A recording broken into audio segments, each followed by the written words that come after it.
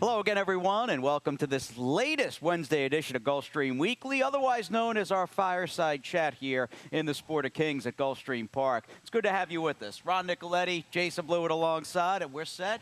Hard to believe, Ronnie, another week has come by or gone by, but we're ready for another solid half hour here. We've got a lot of ground to cover. A lot of ground to cover and a lot of nice races to show you and stuff that's been going on here at beautiful Gulfstream Park. And we've even got a feature late down the stretch on this edition of Gulfstream Weekly that includes our chief horse identifier and Jennifer Young. Sit tight for that. We'll have the 2-year-olds coming your way. A lot went on last week here at Gulfstream Park, but as we dive into the local races of the week, I think topping the list, Gunnevera's return to competition. Second half of his 3-year-old season began here Sunday in race number 4, the Tangelo. And I think looking at this effort, an easy win by all accounts. He did everything you would possibly want to see reemerging as a potential main player in the Travers and Pennsylvania Derby. More importantly, he looked so much better to me when he arrived at the track. He was bigger, he was healthier, heavier. He looked like he was ready to run, and he draws off to win it by 5 lengths. And a little later on, we'll be telling you about our top 3-year-olds. I might boost this one up a little bit after seeing that performance. I think he sits a nice trip when he heads to the Travers in a couple of weeks. Now 5 for 12 for trainer Antonio Sano. This is an overachieving, very blue-collar son of Dialed In, who's got 3 graded stakes victories to his credit. Of course, the Fountain of Youth, his star power race, if you will. I think that's the stakes race over the winter time that everybody sort of fell in love with Gunnevera, but he is a good one. Edgar Zayas was aboard, and now's the perfect time with August in full swing, and geez, the second racing week in August just about upon us. We'll give you a complete rundown of who we see as far as our top 5 3-year-olds go. This was not, I think I could speak for you, Ronnie, not an easy list to compile. No, we talked about this. I just said I might add Gunnevera now after that performance last time out. But I went with Good Samaritan, who won the Jim Dandy. He was coming from turf races. He runs on the main track, wins the Jim Dandy for Bill Mott. And I was just so impressed with that performance. I got excuses for everybody else, so that's why I put Good Samaritan on top. Shaky top pick for me, and ultimately I get anybody that says always dreaming. His best days are behind him. He's just not as good as he once appeared, winning the Florida Derby and the Kentucky Derby. But off those 2 wins, I just think when we get the good always dreaming, he's slightly the most talented horse in this 3-year-old division. We'll see. I think the Travers, needless to say, very pivotal race for him. Good Samaritan had kept very good company on the turf, and maybe all along he was a dirt horse. No knocks, as you said, Ronnie, on his Jim Dandy. You got Tappert, the Belmont winner in the mix, McCracken, who just always seems to show up, and McCracken was very good in the Haskell. That's what I was just about to say. McCracken was very good, just getting beaten Haskell. I thought that horse ran a winning race, and he moved way up. I didn't have McCracken in my sights until that performance last time out. I think he's coming into the Travers in top form. It can be very, very dangerous. All right, as we wrap up our top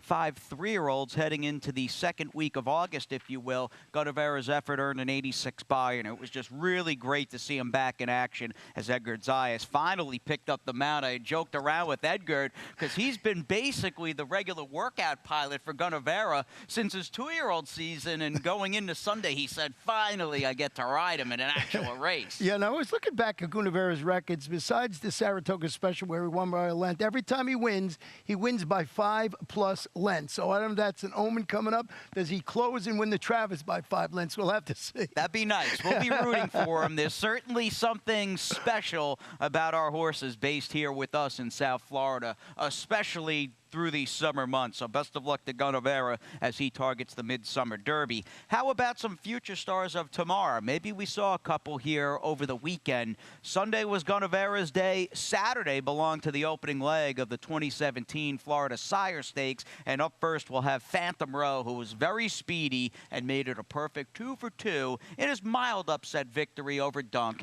in the Dr. Fager. I think the key to your last statement was speedy. That was the way the track was playing that afternoon. Ralph Nix, the trainer, had 3 horses in this race, so with strength in numbers, this horse was very impressive. It was a minor upset. I had this one in my top 3, and I know you did too. So a minor upset here, and I just thought this horse has to take that step forward, can prove it can do it in our next leg at 7 furlongs. Yeah, the distances, and that's the beauty of that series. And I'm very much, admittedly, a rookie to the Florida Sire Stakes. Obviously, over the years in New York, I would watch them via simulcast. But I think that's one of the neat things with the series. A, you get big purses, and B, it's a real test of a horse's stamina, whether they can keep moving forward, improving while also staying tougher distances. And you will find that most of the horses that have swept the division at 6, 7, and a mile of 16th have gone on to compete around the country in some of the top 3-year-old races that year, because they've proven their mettle by winning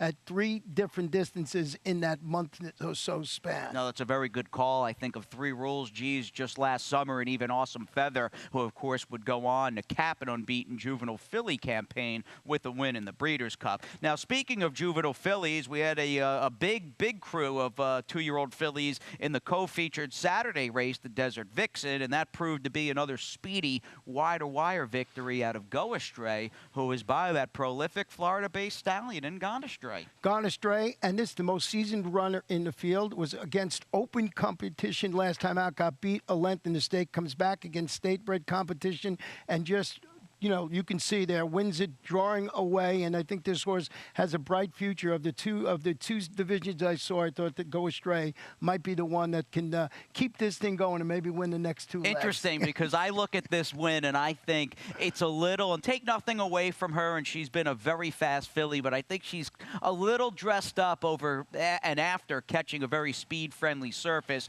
And now let's see what's doing as far as our Florida-based stallions, and thought it was a good time to check out this list after Saturday's opening leg of the Florida Sire Stakes. And in a way, Ronnie, it was an oldie but a goodie, with the likes of Wildcat Air and Gone Astray both notching stakes wins. Wildcat Air, you know, as you can see on the graphic, died in January of 2015. All his progeny have been running exceptionally well. These 2-year-olds, his last crop. So we'll see how Wildcat Air continues through the summer. And Gone Astray, just been always a hard knock in sire, but the news has been First Dude. We found out this the other day. Just the other day, one of First Dude's got its 100th victory. One of First Dude's progeny got its 100th victory the other day. That was on Sunday afternoon, and that includes repeat winners for First Dude on the year in 2017. But certainly a nice, real, I'd say, workman-like list right there. I mean, these are very much a blue-collar stallions who are doing great work. And again, we're enjoying and certainly seeing the exploits and talents of a Wildcat Air's final 2-year-old crop, and he's got a nice one in Phantom Row, and I'm sure we'll see some other Wildcat Airs debuting as the summer months continue here in South Florida at Gulfstream Park. Let's move back to Saturday once again. In fact, this was kind of a prelude, race number 6 on a 13-race card. It was a long one, but a good one, and this was the prelude race to say the Florida Sire Stakes, as we had Reed Kahn again over a main track that was very, very kind to early speed, but again, 50-1. 50-1. My buddy Phil Combest, the trainer, and his dad's name was Reed Combest, so I'm thinking maybe that's where the name comes in there. 50-1. Everybody kept saying, we were watching this race, saying, oh, he's going to stop now. Oh, the horse is going to stop now. Nope. Boom, $112 or something like that. $112.20. Don't forget those 2 dimes and a 76 buyer. And a lot of us probably, and maybe you did as well, had the same reaction after the race. You're going, geez, I can't believe I just got blown up, and I think I was alive in a pick 3 or something, going, man, a Cantharos 2-year-old just beat me at 50-1. Good point. I didn't even remember the Cantharos part. Yeah, those Cantharoses, they are solid. Of course, he's a horse tried and true here in the state of Florida, now standing at Hillendale Farm in Kentucky. Moving on to Sunday's last race, and again, this was a week that we just finished, I think August 3rd through, again, Sunday's date, that early speed race in and race out was the most potent weapon you could have on the dirt. That being said, I still don't want to knock the winner of the last race here on Sunday, and Lady Freedom, who had kept very good company and was a very, very game winner of this race, as she just would not go away from Luck Quickie Quickie Coco, whatever the filly on the front end. Well, I had the 5 in this race, and I'm outside watching with all the guys, and I'm saying, well, it looked like I'm home free, but the 8 just kept coming and coming. That's Lady Freedom, and you'll see here, just gets up under the shadow of the wire to score in the nightcap. One of the logical contenders in there. Actually, it was the 1, 5, and 8 that there were 3 contenders in. Look at that photo. Just blink, I get beat right on the wire. Very determined. Quick Lucky Coco. That's who it was. Right, yeah. And I had her, too. I should know her name as well. I liked her as well as you did, Ronnie. But Lady Freedom, that is, pulled off the upset. Maybe the one you want out of that race, and she was 4-5 in her debut, was Grand Nighthawk, who was up close inside, kind of tracking in the pocket. Never really punched it in the high gear. But the way she was bet, she might be a filly to keep an eye on. And that's the beauty. We get to see these horses run throughout the summer. Make sure you make your little footnotes, as we call them, and next time out, maybe you bet the one horse. I believe it was that day. All right, Lady Freedom getting away from the likes of Florida Fuego and Awesome Mass. Still paid a big price, over $15 in Sunday's last. Our last 2-year-old race, as far as the action here at GP goes, Friday, 6th race. This looked like another solid field, and lo and behold, we've talked about some 2-year-olds paying some pretty good prices. We'll throw to the replay with Homemade Salsa, and this was a case of Tyler Gaffleone and Mike Maker teaming up at 5-1. I love this horse. Had it as my one of my selections in there for the reasons You're you so just smart. mentioned. Love it. The reasons you just mentioned. First-time starter Mike Maker with Tyler Gaffleone. As I always say, what do you got to get hit in the head with a rock? You're getting 5-1. 5-1, and she was good. She landed in a pretty good trip. If you were not on the lead, or basically like in that first flight of horses, and ultimately Homemade Salsa pulled that sort of tracking 3-wide stalking trip out there in the clear, you really didn't have a chance. You had to be up close to win and run well on the main track here last week at Gulfstream Park, and Homemade Salsa fit the bill, paying about $12.50 in that race for Maker and Gaffleone. It's an easy game, isn't it? Yeah, in hindsight, it's always an easy game. Well, we do have 20/20 hindsight. In fact, we've got a good one as we throw it to break. Let's backtrack as well to Friday's Twilight program. Race number 5, Lantis versus a solid crew of turf filly mares. Pete Aiello will send us to break with the call off the far turn in Friday's 5th. Up on the outside, Artemisa and Vendita, collar Cowgirl Tough. Cajun Queen needs to get out from behind the speed with Terry's Big Heart. Bitacora swung into action 5 wide as they turn in. Bitacora's under a full head of steam from Alvarado Jr. trying to get to Vendita. Cajun Queen ducks to the inside and secures racing room with 1/8 of a mile left to go. Cajun Queen and Vendita on the outside, and Bitacora with Lantiz. 4 chances. Lantiz is rolling. Lantiz maybe very close on the money. At ExpressBet, we celebrate the champions that make horse racing great. That's why we provide more ways to bet from more places than ever. We've built an entire family of brands to give players more of the rewards they deserve, give bettors the information they need to win, and provide a community for horse bettors. Because the best way to support the champions of horse racing is to champion horse racing. ExpressBet. We are racing.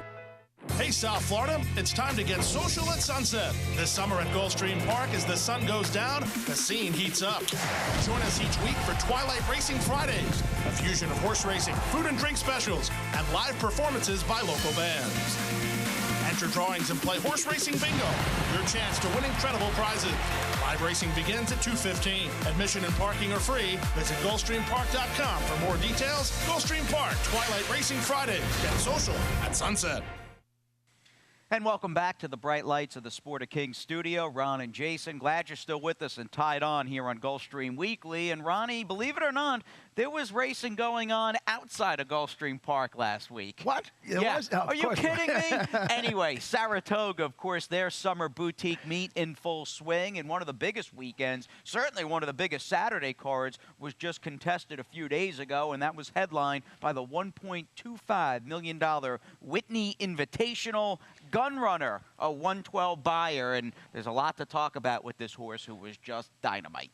Always on the fence about Gunrunner. Watch this horse improve. This one put me over the top. You're a fan now? I'm a big fan now. I thought this was an incredible performance. Not that Gun Runner wasn't getting better and better with each start. This just very, very good performance. And boy, this might be the horse to give Arrogate all he can handle. Yeah, we'll see how Arrogate does. Obviously, all systems go, and we're thrilled about hearing that our inaugural Pegasus winner has come back to work after that San Diego debacle, and a debacle in every sense of the word, but he's come back to work satisfactory for trainer Bob Baffert, and it's on to the Pacific Classic at Del Mar. As far as who rules the East, it is no doubt Gun Runner, who earned that buyer of 112. And again, you're probably aware if you're watching Gulfstream Weekly, but if you haven't seen it, check out the picture. Barbara Livingston's got a great shot on Twitter as far as Gun Runner picking up the shoe from Cautious Giant. From the rabbit in the race? Yeah, the rabbit. Bounces off its back, goes on, gets caught in Gun Runner's tail. It's the most amazing thing you'll ever see. And if you watch the whole video of it, you see the groom come over, untie the there's video of it as well with the groom taking it out. Unties the horseshoe. Not only unties the horseshoe, gives it to the assistant trainer who hands it to a fan. Got to go back and pays $100 to get the thing back from the fans so they can have it, because it's going to be part of history. No doubt. Yeah, that was Scott Blassie, of course, who flipped the shoe into the stands, and then again after he got back from the barn and he realized with his phone being blown up from texts and people saying that's the most unbelievable thing we've ever seen, he had to go back and buy the horseshoe. Classic stuff there. And basically, as we sit on the stage that the Eclipse Awards are given out, you can give Barbara Livingston another Eclipse Award for that photo. I mean, it's that good. Now, moving on to the other Grade 1 at the Spa on Saturday, 3-year-old filly is led by American Gal in the test. And if you were on the fence, or maybe there was some hesitation in your corner regarding American Gal, I think this is the race that's going to bowl everybody over. She was awesome. Turns for home 4 wide and just draws off to win it by 4 lengths and beats the favorite Faye Penn in this race. Very, very impressive performance, breaking from post 10. As I mentioned, coming into the stretch wide, I just think that this horse really impressed me a lot, and that is American Gal. And you think about all the changes, like Simon Callahan losing those China Horse Club runners, including Abel Tasman or Bob Baffert. American Gal, previously trained by Bob Baffert, now with trainer Simon Callahan, owned and bred by Kaleem Shah. It's just interesting how people's fortunes have played out, especially in the 3-year-old filly division this year. 93 buyer for American Gal, who was just terrific winning the test. We had a good one here Sunday. Not only was it Gunnevera Day here at GP, later on, in fact, I think race number 11 of 12, if my memory, it's still a little foggy. It was a long weekend here with 25 races, but the 11th was worth sticking around for. We saw just a dynamite effort out of Galleon Master, got a great ride from Tyler Gaffleone. And you said it right there, the great ride from Tyler Gaffleone. If you watch this race in the stretch, my point exactly, gets the lead and has a half-length lead, just about, it looks like. And Tyler Gaffleone just does not give up and rides this horse to the wide. There, you'll see it right now. The horse gets the lead right now, and you'll see the one horse, which is Galleon Mass, just come back with a hand ride by Tyler Gaffleone. What a performance. I thought I had the 5. Of course, I couldn't believe the 1 came back. You don't normally see that, the 1 being Galleon Mass. Yeah, and my point exactly was the other gray, the 5 horse in that race for Elizabeth Dobles. That was, I think, unequivocally his best race, but Galleon Mass just a bit better for trainer David Fox, who, by the way, wrapped up last week here, GP's hottest trainer, I'd say, of early August, with 5 wins from Thursday through Sunday, the best coming in the 8 miles east with Galleon Mass. Back to the Spa we go. In fact, our last race on this show this week from Saratoga Springs, and that'll be Sunday's Troy Stakes. I think Naira upped the purse. When I was up there, I think the purse for this race was $100K. It's either $200 or $250 now, and you got some of the leaders in the turf sprint division, and Green Mask was just, wow. Perfect trip, Ronnie, but holy smokes did he run. Green Mask run, actually, when he crosses the wire, he's just 3/100ths of a second off the track record. Another incredible performance. That's Green Mask, and you see coming through the stretch in the Troy to win it. And as I said, just a smidgen off the track record. Right, Lady Shipman, who was just a dynamite racehorse in Florida and up in the Big Apple, holds that track record at 5.5. But Green Mask, a 110 buyer, now trained by Brad Cox, and Brad saying, and ridden to victory, by the way, by Javier Castellano. What Brad says, with the BC at Del Mar this year and the turf sprint at 7, they want to have him as fresh as possible. He'll have one start between the Troy and the Breeders' Cup turf sprint. But man, oh man, I kind of underestimated Green Mask, even though he's danced a lot of dances, but he bowled me over. He was awesome on Sunday afternoon. One more race to bring you from around the country. We can't forget about the 2-year-old scene, although it, in a way, feels like it's on Mars from here to Southern California. They ran the Sorrento at Del Mar on Saturday, and this was an upset win for Spectator, who was on the lead or basically on the engine throughout. Yeah, Spectator wins it, but the big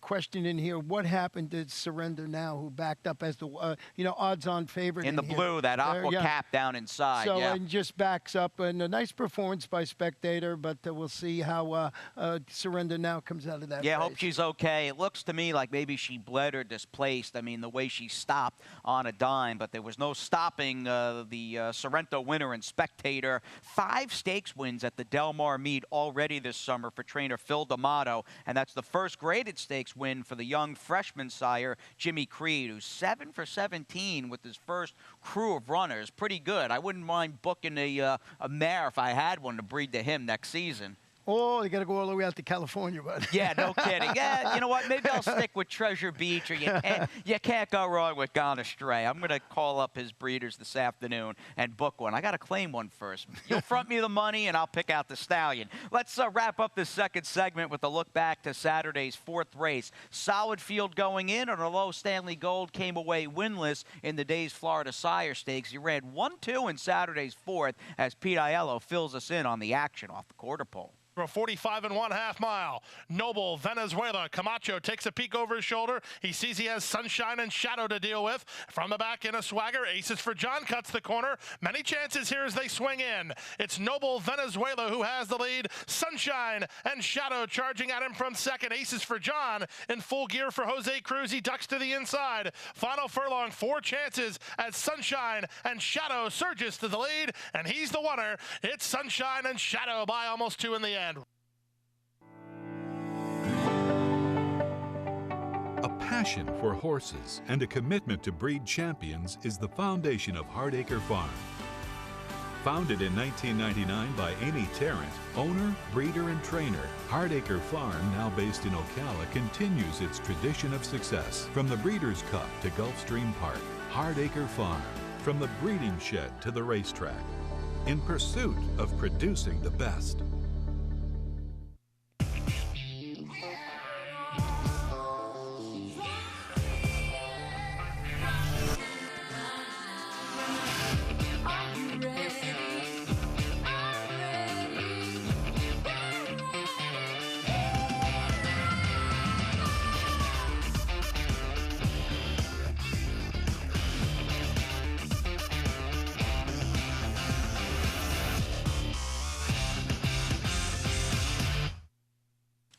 And down the stretch we go on this Wednesday edition of Gulfstream Weekly. And with races of the week and the stakes out of the way, we can focus in on, well, what's going on here at Gulfstream Park. And you had a fine weekend, spending some of it with our own Jen Young. Jen Young, the horse identifier here at Gulfstream Park, and one of the nicest people you'll ever meet on the racetrack. And her job is so interesting, and I thought it would be interesting to show you just what goes on with the horse identifier each and every day that we run a race. Gulfstream Park features world-class racing year-round in South Florida, but before fans can see a live race at the track, there's a lot that has to happen behind the scenes. Hard work and patience goes into preparing a thoroughbred for a race, and each of them is unique. Gulfstream Park horse identifier Jennifer Young is an integral part of making sure everything runs smoothly and the right horses make it to the starting gate. Jennifer's day starts early in the morning in the racing office, where she pulls the fold papers for each of the day's entrants. So a full certificate is on file for each and every horse that races here at Gulfstream and every North American track, and they're issued by the Jockeys Club. So for instance, Each and every horse has one of these on file.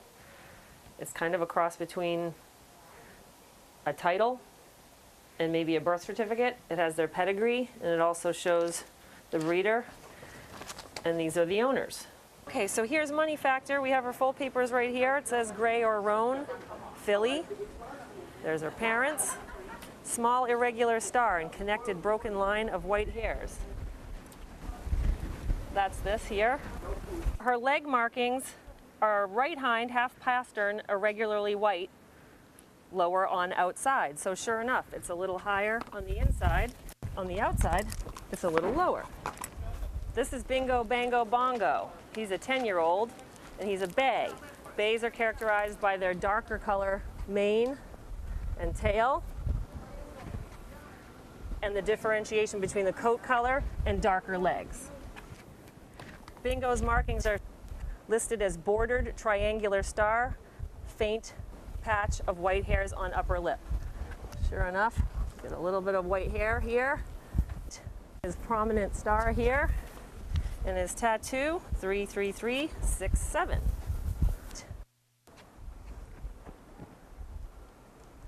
There we go. Jennifer is on hand for every race, checking the lip tattoos of each individual horse that walks up to the horse path. Even if it's the Breeders' Cup winner, he still has to be checked. And when they win, we put their earnings and their winnings on the back. We call that backing a win. I was lucky enough to back the win on Arrogate in the Pegasus. And then it starts all over again.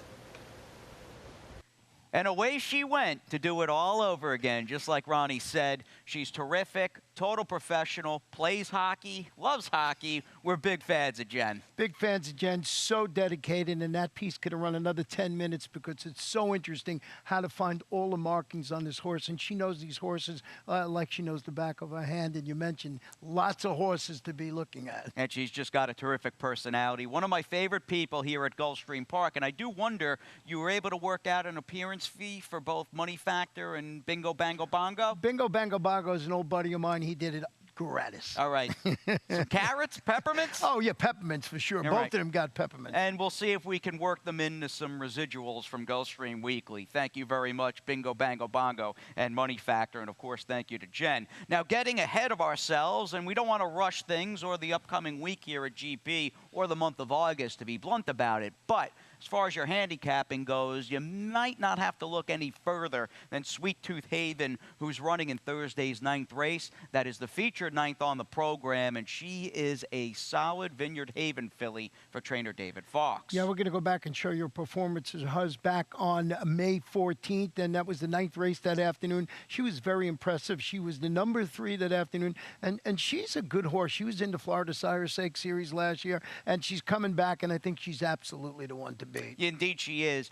It is imperative that she gets a dry track and a non-sealed track. If she gets those things, I think she's going to be tough to beat over the white-hot Victor Barboza Jr. barn, who has Rich Mommy coming in out of a very good-looking win. But as far as having the hottest trainer on the grounds, well, Sweet Tooth Haven may have it there in the form of David Fox off his 5 wins here at Gulfstream Park last week. And as far as the late pick 5, obviously Thursday's late 5, Ronnie, the 9th race is included. I'm going to give you my little early ticket. I'm going to use Rich Mommy as well as a little backup, but I like David Fox's filly in addition to Sweet Tooth Haven in the race prior. That is race number 8 on the card in Our Precious. Did you pick her? Turf Sprint filly by Cantharos? I think I did. Yeah. Now, there you go. There's my play. It's coming out to $27 and leans entirely on David Fox's runner, Our Precious, in a maiden turf sprint in race number 8. Did you take Silent Drifter as well? Do you remember? Ron Fauché and Gaffleone? Yeah, I did take them. Yeah, in the opening leg. That horse I like. I used 3 in that opening leg, but I do like Silent Drifter the most. And we love the Rainbow Six here at Gulfstream Park and that carryover. If I was to rewind to last Wednesday's GP Weekly, that carryover was a fraction of what it is now heading into Thursday. Well, 71,000, and we always mention once it gets to this mark and gets over the 100,000, the money just keeps coming in, and we'll see if we can get it built again. And somebody has a chance to take down a lot of money for only that 20-cent wager. And before we say goodbye, it's never too early to start looking and talking about the second running of the Pegasus World Betting Championship right here at Gulfstream Park. Of course, we have the second running of the Pegasus World Cup, and this gigantic, I mean, this is a handicapping contest to end all contests. $500,000, the total estimated prize pool. And I love these live money contests, Ronnie, because they test your handicapping and your betting acumen. Your betting acumen, you put that live money in, that is your money to bet. You win, you take it back. You lose, you got to leave it. Yep, you got to leave it, but you know what? Just like Jen riding off into the sunset to do it all over again, we'll get back at it, win or lose. We love the game. We're certainly passionate about thoroughbred racing, and again, we're passionate about this show. You like it? Anything you dislike? Let us know on social media. Give us a follow. We'll catch up with Acacia next week when she's back from her little Saratoga racecourse respite, and it's you and me all week, buddy boy. I'm ready for it. All right, we'll have Pete Aiello up in the booth doing his thing, and for Ron Nicoletti and Jason Blewett and all of our co-workers and employees here at Gulfstream Park, we bid you adieu, and we'll see you next time right here at GP.